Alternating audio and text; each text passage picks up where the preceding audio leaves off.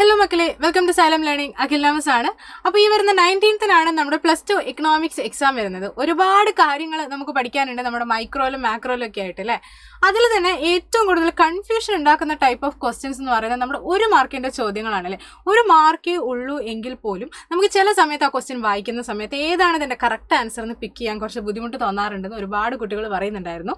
അപ്പോൾ മിസ് ഇന്ന് വന്നിട്ടുള്ളത് നമ്മുടെ മൈക്രോ എക്കണോമിക്സിൽ നിന്നും നിങ്ങൾക്ക് ഓരോ ചാപ്റ്ററിൽ നിന്നും ചോദിക്കാൻ സാധ്യതയുള്ള എല്ലാ MCQ ക്വസ്റ്റ്യൻസും നിങ്ങൾക്ക് കാണിച്ചു തരാൻ വേണ്ടിയിട്ടാണ് കേട്ടോ. ഓക്കെ, അപ്പോൾ നമുക്ക് ഓരോ ചാപ്റ്റർ ആയിട്ട് നോക്കാം. First introduction to microeconomics എന്നുള്ള ചാപ്റ്ററിലേക്ക് വരുവാണെങ്കിൽ ഫസ്റ്റത്തെ ചോദ്യം ഇതാണ്: for whom to produce is the problem related to. Okay, for whom to produce നമുക്കറിയാം, അവിടെ നമ്മൾ നാഷണൽ ഇൻകം ഡിസ്ട്രിബ്യൂട്ട് ചെയ്യുകയാണ് ചെയ്യുന്നത്. സോ ഉറപ്പായിട്ടും ആൻസർ ഇതാ ഡിസ്ട്രിബ്യൂഷൻ ഓഫ് നാഷണൽ ഇൻകം ആണ്. ഓക്കെ, ദെൻ അടുത്തൊരു ചോദ്യമാണ്: in a centrally planned economy all the important economic activities are planned by. സ്ഥിരമായിട്ട് ചോദിക്കുന്ന ചോദ്യമാണ്. സെൻട്രലി പ്ലാൻഡ് എക്കണോമി അല്ലെങ്കിൽ സോഷ്യലിസത്തിൽ എല്ലാ ആക്ടിവിറ്റീസും പ്ലാൻ ചെയ്യുന്നത് ഗവൺമെൻറ് ആണ്, നമുക്ക് എല്ലാവർക്കും അറിയാം. അപ്പോൾ ഓപ്ഷനിലേക്ക് നോക്കിക്കഴിഞ്ഞാൽ ദി ഗവൺമെൻറ്, അതാണ് ആൻസർ. ദെൻ അടുത്തതാണ് example of micro economic variable. ഈ രീതിയിലുള്ള ചോദ്യങ്ങളും വരാറുണ്ട്, മൈക്രോ അല്ലെങ്കിൽ മാക്രോ എക്കണോമിക് വേരിയബിളിനെ ഐഡന്റിഫൈ ചെയ്യാനായിട്ട്. അപ്പോൾ ഇതിൽ നമ്മൾ നോക്കുമ്പോൾ നാഷണൽ ഇൻകം എന്തായാലും മാക്രോ ആണ്, ഗ്രോസ് ഡൊമസ്റ്റിക് പ്രോഡക്റ്റും മാക്രോ ആണ്, നെറ്റ് ഡൊമസ്റ്റിക് പ്രോഡക്റ്റും മാക്രോ ആണ് അല്ലെ. ഇതൊക്കെ അഗ്രിഗേറ്റ് ഫാക്ടേഴ്സ് ആണ്. ദെൻ ഇൻഡിവിജ്വൽ ഇൻകം, ഒരാളുടെ ഇൻകം, അതെന്തായാലും മൈക്രോ ആണ്. അടുത്ത ചോദ്യം എന്ന് പറയുന്നത്: which of the following is not a feature of capitalist economy. Capitalist എക്കണോമിയുടെ ഫീച്ചർ അല്ലാത്തത് ഇതിലേതാണ്? ഈ നോട്ട് എന്നൊക്കെ പറയുന്ന സമയത്ത് കൃത്യമായിട്ട് ശ്രദ്ധിക്കുക കേട്ടോ. അല്ലാത്ത ഫീച്ചർ ഏതാണെന്ന് ചോദിക്കുന്നത്. പ്രൈവറ്റ് ഓണർഷിപ്പ് എന്ന് പറയുന്നത് യെസ് ക്യാപിറ്റലിസത്തിന്റെ ഫീച്ചറാണ്. പ്രോഫിറ്റ് മോട്ടീവും ക്യാപിറ്റലിസത്തിന്റെ ഫീച്ചറാണ്. പ്ലാനിങ് മെക്കാനിസം അത് നമ്മുടെ സോഷ്യലിസത്തിന്റെ ഫീച്ചറാണ് അല്ലേ. അപ്പോൾ അതാണ് ഇവിടെ കറക്റ്റ് ആൻസർ ആയിട്ടുള്ളത്. ദെൻ പ്രൈസ് മെക്കാനിസം എന്തായാലും ക്യാപിറ്റലിസത്തിന്റെ ആണ്, നമുക്ക് എല്ലാവർക്കും അറിയാം. അടുത്ത ക്വസ്റ്റ്യൻ ആണ്: which of the following is associated with problem of choice. Problem of ചോയ്സുമായി ബന്ധപ്പെട്ട്, തിരഞ്ഞെടുക്കുന്നതുമായിട്ട് ബന്ധപ്പെട്ട പ്രോബ്ലം ഏതാണെന്നാണ് ചോദിക്കുന്നത്. അത് ഏതാണ് നമ്മൾ നോക്കിക്കഴിഞ്ഞാൽ സ്കേഴ്സിറ്റി ഓഫ് റിസോഴ്സസ് ആണ്. അവിടെയാണ് ചൂസ് ചെയ്യാൻ ബുദ്ധിമുട്ട് വരിക അല്ലേ. റിസോഴ്സസ് വളരെ ലിമിറ്റഡ് ആകുന്ന സമയത്താണ് നമുക്ക് പ്രോബ്ലം ഓഫ് ചോയ്സ് വരുന്നത്. അബണ്ടൻസ് ഓഫ് റിസോഴ്സ് അല്ല, എഫിഷ്യൻസി ഇൻ ടെക്നോളജി അല്ല, ഇൻക്രീസ് ഇൻ പ്രൊഡക്ടിവിറ്റി അല്ല. ദെൻ അടുത്തത്: what is A point inside the production possibility frontier. അതായത് PPCയുടെ അകത്തായിട്ട് ഒരു പോയിന്റ് ഉണ്ടെങ്കിൽ അതിനെ എന്താണ് കാണിക്കുന്നത് എന്നാണ് ചോദിക്കുന്നത്. ദെൻ ഈ അകത്തായിട്ടുള്ള പോയിന്റ് നമുക്കറിയാം, അത് മാക്സിമം യൂസ് ഓഫ് റിസോഴ്സ് എന്തായാലും അല്ല, അണ്ടർ യൂട്ടിലൈസേഷൻ ആണ് അല്ലേ. അതായത് ഇവിടെ വരെ റിസോഴ്സ് ഉണ്ടായിരുന്നിട്ടും ഇവിടെ വെച്ച് പ്രൊഡക്ഷൻ നിർത്തുകയാണ് എന്നുണ്ടെങ്കിൽ അത് അണ്ടർ യൂട്ടിലൈസേഷൻ ഓഫ് റിസോഴ്സസ് ആണ്. അടുത്തത് important feature of a centrally planned economy. Centrally planned എക്കണോമിയുടെ ഇമ്പോർട്ടൻറ്റ് ഫീച്ചർ ഏതാണെന്നാണ് ചോദിക്കുന്നത്. മാർക്കറ്റ് മെക്കാനിസം അല്ല, അത് മാർക്കറ്റ് മെക്കാനിസം എന്ന് പറയുന്നത് ക്യാപിറ്റലിസത്തിൻ്റെ ആണ്. ഗവൺമെൻറ് ഡിസിഷൻസ് ആണ് അല്ലേ. സെൻട്രലി പ്ലാൻഡ് എക്കണോമിയുടെ ഫീച്ചർ എന്ന് പറഞ്ഞാൽ അവിടെ ഗവൺമെൻറ് ആണ് എല്ലാ കാര്യങ്ങളും ഡിസൈഡ് ചെയ്യുന്നത്. അടുത്തത് തിയറി ഓഫ് കൺസ്യൂമർ ബിഹേവിയർ. അത്യാവശ്യം വെയിറ്റേജ് കൂടിയ ഒരു ചാപ്റ്റർ ആണ്. അതിലെ 1 മാർക്ക് ക്വസ്റ്റ്യൻസ് ഏതൊക്കെയാണെന്ന് നമുക്ക് നോക്കാം. If consumers income increases the demand for inferior goods എന്താ സംഭവിക്കാമെന്ന് ചോദിക്കുന്നത്. നമുക്കറിയാം ഇൻഫീരിയർ ഗുഡ്സ്, നമ്മുടെ ഇൻകം കൂടുന്നതിനനുസരിച്ച് ഇൻഫീരിയർ ഗുഡ്സിനോടുള്ള നമ്മുടെ ഡിമാൻഡ് കുറയുകയാണ് ചെയ്യുക. സോ ഡിക്രീസ് ആണ് ആൻസർ. അടുത്തത് perfectly elastic demand curve. Perfectly elastic ആണ് ആ ഡിമാൻഡ് കർവ്. ഇതാ ഇങ്ങനെയായിരിക്കും ഉണ്ടാവുക, ഇൻഫിനിറ്റി അല്ലേ. അപ്പോൾ അത് straight line parallel to X axis ആണ്. So straight line parallel to X axis. അടുത്തത് consumers budget line equation is 10x1 + 20x2 = 100 എന്നുള്ളതാണ്. അങ്ങനെയാണെങ്കിൽ ഈ ഒരു ബഡ്ജറ്റ് ലൈനിൻ്റെ സ്ലോപ്പ് എന്താണെന്നാണ് നമ്മളോട് ചോദിക്കുന്നത്. സ്ലോപ്പ് എന്ന് പറഞ്ഞാൽ -P1/P2 ആണ് നമുക്കറിയാം. ഇവിടെ P1 10 ആണ്, ദെൻ P2 20 ആണ്. അപ്പോൾ 10/20 എത്രയാണോ അതായിരിക്കും ഇവിടെ ആൻസർ. യെസ്, -10/20 ഇവിടെ കറക്റ്റായിട്ട് കൊടുത്തിട്ടുണ്ട്, -10/20. ദെൻ അടുത്തത്: which of the following represents budget line equation. നമുക്കറിയാം P1x1 + P2x2 = M ആണ് ബഡ്ജറ്റ് ലൈൻ ഇക്വേഷൻ. സോ ഫസ്റ്റത്തെയാണ് കറക്റ്റ് ആൻസർ. ദെൻ അടുത്ത ചോദ്യം: the one satisfying capacity of a commodity is known as. ഇത് സ്ഥിരമായിട്ട് വരുന്ന ഒരു ക്വസ്റ്റ്യൻ ആണ് കേട്ടോ. One satisfying capacity of a commodity എന്ന് പറയുന്നത് അതിൻ്റെ യൂട്ടിലിറ്റി ആണ്. ഓക്കെ, ദെൻ അടുത്ത ചോദ്യം: other things remain the same when price of a commodity decrease its demand. Price കുറയുകയാണെങ്കിൽ ഡിമാൻഡിന് എന്തായിരിക്കും സംഭവിക്കുക? നമുക്കറിയാം ഓപ്പോസിറ്റ് റിലേഷൻഷിപ്പ് അല്ലേ. അപ്പോൾ ഡിമാൻഡ് എന്തായിട്ടുണ്ടാകും? കൂടിയിട്ടുണ്ടാകും. അടുത്തത്: in the equation P1x1 + P2x2 = M ആണെങ്കിൽ സ്ലോപ്പ് എന്താണെന്നാണ് ചോദിക്കുന്നത്. പറയേണ്ട ആവശ്യമില്ലല്ലോ, -P1/P2 ആണ് സ്ലോപ്പ്. സോ ഫസ്റ്റത്തെ ഓപ്ഷൻ ആണ് correct. Then price elasticity of a unitary elastic demand curve. Unitary elastic ആണെന്നുണ്ടെങ്കിൽ അവിടെ ED = 1 ആണ് എന്നാണ് നമ്മൾ പഠിച്ചത് അല്ലേ. ദെൻ ഫസ്റ്റത്തെ ആണ് correct. Then the price elasticity of the following demand curve. ഈ കാണുന്ന ഡിമാൻഡ് കർവിൻ്റെ പ്രൈസ് ഇലാസ്റ്റിസിറ്റി എന്താണെന്നാണ് ചോദിക്കുന്നത് അല്ലേ. നമുക്കറിയാം y ആക്സിസിന് പാരലൽ ആണെന്നുണ്ടെങ്കിൽ അവിടെ ഡിമാൻഡ് 0 ആണ് പെർഫെക്റ്റ്ലി, അതായത് നമ്മുടെ ഇലാസ്റ്റിസിറ്റി ഓഫ് ഡിമാൻഡ് 0 ആയിരിക്കും. അപ്പോൾ ഇതാണ് correct answer. Then production and cost എന്നുള്ള ചാപ്റ്ററിലെ ക്വസ്റ്റ്യൻസിലേക്ക് നോക്കാം. Cost per unit of the output. Cost per unit of output ആണെങ്കിൽ അതെന്തായാലും ആവറേജ് കോസ്റ്റ് ആയിരിക്കും അല്ലേ. Then the U shape of long run average cost curve. എല്ലാ റേസിക്കും ഇങ്ങനെ ഒരു യു ഷേപ്പ് വരാൻ കാരണം എന്താണ്? അത് ലോങ് റൺ പ്രൊഡക്ഷൻ ഫംഗ്ഷൻ ആണല്ലോ അതിൻ്റെ കാരണം അല്ലേ. അപ്പോൾ ലോ ഓഫ് വേരിയബിൾ പ്രൊപ്പോർഷനോ, ലോ ഓഫ് ഡിമാൻഡോ, ലോ ഓഫ് ഡിമിനിഷിംഗ് മാർജിനൽ യൂട്ടിലിറ്റിയോ അല്ല, പിന്നെയോ law of returns to scale ആണ്. അതാണ് ലോങ് റൺ പ്രൊഡക്ഷൻ ഫംഗ്ഷൻ എന്ന് പറയുന്നത്. ഇതെന്നാ നമ്മുടെ അടുത്ത ചോദ്യം വരുന്നത്, when output is 0 TVC will be.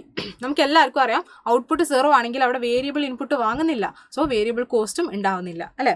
അപ്പോൾ എന്ത് തന്നെയായിരിക്കും? അതും 0 ആയിരിക്കും. ദെൻ അടുത്ത ചോദ്യം വരുന്നത് ΔTC/ΔQ എന്ന് പറയുന്നത് എന്താണ് എന്നാണ് ചോദിക്കുന്നത്. Okay, change in total cost by change in output എന്ന് പറയുന്നത് മാർജിനൽ കോസ്റ്റ് ആണ്. ദെൻ അടുത്തത് which of the following cost will be 0 when production is stopped അല്ലേ. പ്രൊഡക്ഷൻ സ്റ്റോപ്പ് ചെയ്ത് കഴിഞ്ഞാൽ ഏത് കോസ്റ്റ് ആണ് 0 ആവുന്നത്? നമ്മൾ പറഞ്ഞതാണ് വേരിയബിൾ ഇൻപുട്ട് വാങ്ങുന്നില്ലെങ്കിൽ വേരിയബിൾ കോസ്റ്റ് ഉണ്ടാവില്ല അല്ലേ. അപ്പോൾ വേരിയബിൾ കോസ്റ്റ് ആണ് എന്ത് ചെയ്യുന്നത്? 0 ആവുന്നത്. Then a firm cannot vary all its input in their production process. If so, which of the following is associated with the above statement? ഇവിടെ പറഞ്ഞിരിക്കുന്നതുമായി ബന്ധപ്പെട്ട സ്റ്റേറ്റ്മെന്റ് എന്താണെന്നാണ് ചോദിക്കുന്നത്, അല്ലെങ്കിൽ ആൻസർ എന്താണെന്നാണ് ചോദിക്കുന്നത്. നമുക്കറിയാം ഒരു ഫേമിന് എല്ലാ ഇൻപുട്ടും വേരി ചെയ്യാൻ പറ്റുന്നില്ല എന്നുണ്ടെങ്കിൽ അത് ഷോർട്ട് റൺ ആണ് അല്ലേ. ഷോർട്ട് റൺ ആണ്. അപ്പോൾ ഇൻക്രീസിങ് റിട്ടേൺസ് ടു സ്കെയിലും കോൺസ്റ്റന്റ് റിട്ടേൺസ് ടു സ്കെയിലും ഒന്നും അല്ല. ഷോർട്ട് റൺ പ്രൊഡക്ഷൻ ഫംഗ്ഷൻ ആണ് ആൻസർ. ദെൻ അടുത്തത് the inputs used in the production process is known as. Production പ്രോസസ്സിൽ നമ്മൾ യൂസ് ചെയ്യുന്ന ഇൻപുട്ടുകളെ നമ്മൾ പറയുന്ന പേരെന്താണെന്നാണ് ചോദിക്കുന്നത്. നമുക്കറിയാം അത് ഫാക്ടേഴ്സ് ഓഫ് പ്രൊഡക്ഷൻ ആണ് അല്ലേ. Land, labour, capital, organisation.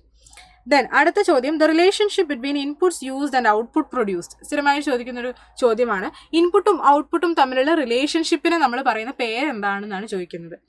അത് നമുക്കറിയാം പ്രൊഡക്ഷൻ ഫംഗ്ഷൻ ആണ്. ദെൻ അടുത്ത ചോദ്യം A production theory States that the marginal product of a factor input initially rises, but after reaching a certain level, it starts falling. Identify the theory. Okay, ആദ്യം marginal product കൂടും അല്ലേ. ആദ്യം marginal product കൂടും, പിന്നെ ഒരു level കഴിഞ്ഞാൽ അത് കുറയാനായിട്ട് തുടങ്ങും. അതെന്ന് പറയുന്നത് law of diminishing marginal product ആണ്, അല്ലെങ്കിൽ ലോ ഓഫ് വേരിയബിൾ പ്രൊപ്പോർഷൻ എന്നും നമുക്ക് പറയാം അല്ലേ. Yes, law of variable proportion ആണ്. Theory of the firm under perfect കോമ്പറ്റീഷനിലെ MCQs നോക്കാം. നമ്മുടെ മൈക്രോയിലെ 4ാമത്തെ ചാപ്റ്റർ ആണ്. അപ്പോൾ ഫസ്റ്റ് ക്വസ്റ്റ്യൻ വരുന്നത് ആവറേജ് റവന്യൂ എന്ന് പറയുന്നത് എന്താണ്? നമുക്കറിയാം TR/Q ആണ് അല്ലേ. സോ ഫസ്റ്റത്തെ ഓപ്ഷൻ ആണ് കറക്റ്റ്. ദെൻ അടുത്തത് point on the supply curve at which firm earns only normal profit. Normal profit എന്ന് പറഞ്ഞാൽ പ്രോഫിറ്റും ഇല്ല ലോസും ഇല്ലാത്ത ഒരു സിറ്റുവേഷൻ ആണ്. സോ അതെന്തായാലും ബ്രേക്ക് ഇവൺ പോയിന്റ് ആയിരിക്കും. ദെൻ അടുത്തത് a short run shut down point of a firm in a perfect competitive market. Short റണ്ണിലെ ഷട്ട് ഡൗൺ പോയിന്റ് എന്താണെന്നാണ് ചോദിക്കുന്നത്. ഉറപ്പായിട്ടും അത് minimum price minimum average variable കോസ്റ്റിന് ഈക്വൽ ആകുന്ന പോയിന്റ് ആയിരിക്കും. ദെൻ അടുത്തത് profit is the difference between. Profit എന്ന് പറയുന്നത് TR-ഉം TC-യും തമ്മിലുള്ള ഡിഫറൻസ് ആണ്, total revenue and total cost. Then അടുത്ത ക്വസ്റ്റ്യൻ ആയിട്ട് break even point the firm faces. നമുക്കറിയാം ബ്രേക്ക് ഇവൺ പോയിന്റ് തന്നെയാണ് ഈ നോർമൽ പ്രോഫിറ്റ് എന്ന് പറയുന്ന സിറ്റുവേഷനും. സോ ബ്രേക്ക് ഇവൺ പോയിന്റിൽ ഒരു ഫേം ഫേസ് ചെയ്യുന്നത് എന്തായാലും നോർമൽ പ്രോഫിറ്റ് ആയിരിക്കും. ദെൻ അടുത്ത question the firms revenue under perfect competition. Perfect കോമ്പറ്റീഷനിൽ നമുക്കറിയാം P = AR = MR ആണ്. സോ ഇതാണ് കറക്റ്റ് ആൻസർ. ദെൻ അടുത്ത ചോദ്യം എന്ന് പറയുന്നത് എന്താണ് എന്നുള്ളത് നമുക്ക് നോക്കാം. അപ്പോൾ നെക്സ്റ്റ് ക്വസ്റ്റ്യൻ ഇതാണ് which of the following causes rightward shift of the supply curve. Supply curve റൈറ്റിലേക്ക് ഷിഫ്റ്റ് ചെയ്യാനുള്ള റീസൺ എന്താണെന്നാണ് ചോദിക്കുന്നത്. നമുക്കറിയാം സപ്ലൈ കൂടുന്നു എന്നാണ്, റൈസ് ഇൻ ഇൻപുട്ട് പ്രൈസ് അല്ല. കാരണം ഇൻപുട്ട് പ്രൈസും സപ്ലൈയും തമ്മിൽ നെഗറ്റീവ് റിലേഷൻ ആണ്. ടെക്നോളജിക്കൽ പ്രോഗ്രസ് അതാണ് കറക്റ്റ് ആൻസർ. കാരണം ടെക്നോളജിക്കൽ പ്രോഗ്രസ് അല്ലെങ്കിൽ ടെക്നോളജിയിൽ പ്രോഗ്രസ് ഉണ്ടാകുമ്പോഴാണ് സപ്ലൈ കൂടുന്നത്. Okay, then imposition of unit tax എന്തായാലും അല്ല, യൂണിറ്റ് ടാക്സ് കൂടുമ്പോൾ സപ്ലൈ കുറയാണ് ചെയ്യുക. ഓക്കെ, ദെൻ അടുത്ത ചോദ്യം total revenue curve under perfect competition is the. ഇങ്ങനെയാണ് ഉണ്ടാവുക ടോട്ടൽ റവന്യൂ കർവ് അല്ലേ. അപ്പോൾ upward rising from the point of origin. Then next question, free entry and exit of firms under perfect competition ensures. Perfect competition free entry and exit ആണ് വരുന്നതെങ്കിൽ ആ ഒരു firm ensure ചെയ്യുന്നത് ഉറപ്പായിട്ടും normal profit തന്നെയായിരിക്കും. Then അടുത്തത്, which one of the following condition is not satisfied by the long run equilibrium of a firm under perfect competition? Long run ഇക്വിലിബ്രിയത്തിൽ satisfy ചെയ്യാത്ത കണ്ടീഷൻ ഏതാണെന്നാണ് ചോദിക്കുന്നത്. P equal to AR, AR equal to MR, P equal to AR equal to MR ആണ്.